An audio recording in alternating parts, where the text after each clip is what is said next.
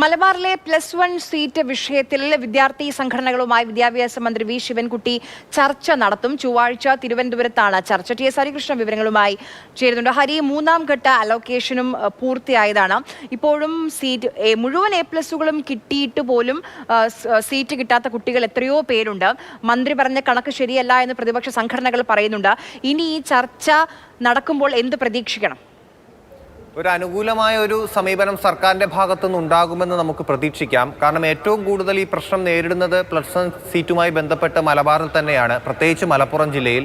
അപ്പോൾ ഈ പ്രശ്നങ്ങൾക്കൊരു പരിഹാരം വേണമെന്നുള്ളതാണ് വിദ്യാർത്ഥി സംഘടനകളുടെയും വിദ്യാർത്ഥികളുടെയും ഒക്കെ ആവശ്യം, പ്രതിപക്ഷ സംഘടനകൾ ഉൾപ്പെടെ. അപ്പോൾ ഈ പ്രശ്നം പരിഹരിക്കപ്പെട്ടില്ല എന്നുള്ളത് കൊണ്ടാണ് അടിയന്തര പ്രമേയം ഉൾപ്പെടെയുള്ള കാര്യങ്ങൾ നിയമസഭയിൽ വന്നത്. പക്ഷേ വിദ്യാഭ്യാസ മന്ത്രി +1 സീറ്റുമായി ബന്ധപ്പെട്ട് പ്രതിസന്ധി ഇല്ല എന്നുള്ള വാദത്തിൽ ഉറച്ചു നിൽക്കുകയാണ്. കഴിഞ്ഞ ദിവസം പോലും അദ്ദേഹം മാധ്യമങ്ങളോട് കണക്കുകൾ നിരത്തി സംസാരിച്ചപ്പോൾ പ്രതിസന്ധി ഇല്ല എന്നുള്ള രീതിയിൽ തന്നെയാണ് സംസാരിച്ചത്. പക്ഷേ SFI ഉൾപ്പെടെയുള്ളവർ രംഗത്തെത്തുകയും അവർ സമരത്തിലേക്ക് കടക്കുന്ന ഒരു സ്ഥിതി വന്നപ്പോഴാണ് വിദ്യാർത്ഥി സംഘടനകളുമായി ചർച്ച നടത്താൻ തീരുമാനിച്ചിരിക്കുന്നത്. ചൊവ്വാഴ്ച തിരുവനന്തപുരത്താണ് ചർച്ച. ഒരു അനുകൂല നടപടി സർക്കാരിൻ്റെ ഭാഗത്തു നിന്ന്, വിദ്യാഭ്യാസ വകുപ്പിൻ്റെ ഭാഗത്തു നിന്നുണ്ടാകുമെന്ന് പ്രതീക്ഷിക്കാം.